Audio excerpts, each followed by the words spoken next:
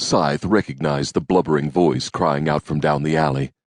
Iger was 10, 2 years older than Scythe herself, but he still sounded like a baby when he was scared. She couldn't hear what insult was said in reply to Iger's plea, but she recognized Peter's mocking laughter. And wherever Peter went, Bander and Corbin were sure to follow. Methodist didn't like it when she got into fights. He always said it was better to walk away. But 3 against 1 wasn't fair, even if the one was a full year older than any of his tormentors. Methodist had told her to hurry back.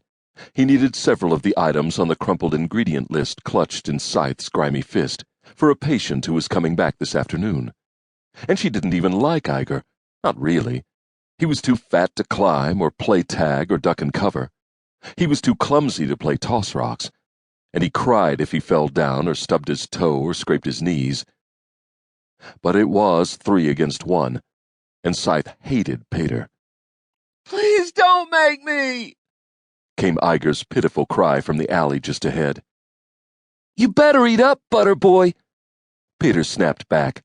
"Your islander girlfriend isn't here to save you this time." Scythe flew down the alley like the harsh wind of vengeance, the list of ingredients fluttering forgotten to the dirty street in her furious wake. "I'm not his girlfriend!" she screamed as she came hurtling around the corner. Iger lay flat on his back in the dust of the empty street.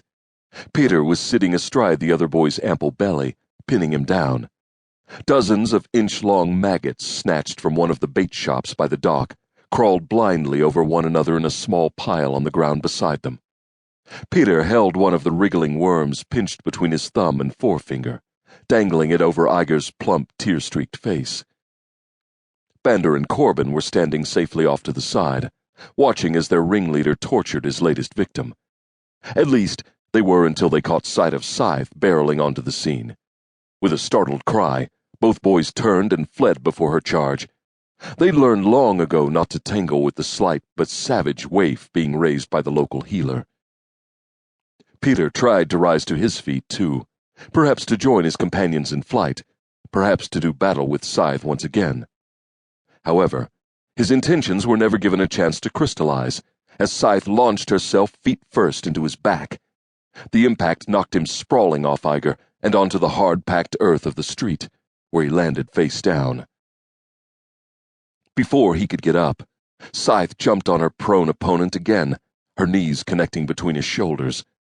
The painful grunt of air escaping Peter's lungs was drowned out, as Scythe punctuated her landing with another cry of, "I'm not his girlfriend!" She threw herself down across Peter's back and wrapped a wiry arm under the older boy's chin in a fierce chokehold. With her other hand, she reached around and hooked her index finger into one of his nostrils, bending his head back and up. Iger still lay on his back, gasping for breath and sobbing in fear, though his cries were now drowned out by Peter's shrieks of pain. He bucked and thrashed beneath her, but Scythe wasn't about to let him break free so easily. In past fights, the pair had exchanged fat lips, black eyes, and bloody noses. She'd bitten him hard enough to break the skin on more than one occasion. One time, she'd actually cracked his knuckle when she had him in a finger lock. And another time, she'd cut open a 4-inch gash on his forehead with a rock thrown from a dozen feet away. But this time, she was really going to teach Peter a lesson. Without releasing her chokehold or her grip on his nostril, she cast her head about from side to side. The maggots were still squirming in the dust a few feet away. All the better. Peter would have to eat them from the dirt.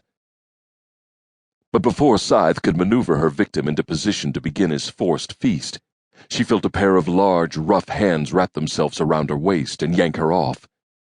She screamed and tried to kick whoever was holding her, but the man was too strong and too careful to let her land a solid blow, and she couldn't break free. Iger and Peter were still both on the ground, staring up in terror at whoever had grabbed her.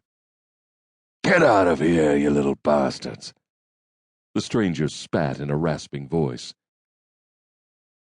His breath smelled like the stuff Methodists used to burn infection from a raw wound, and there was another smell on him.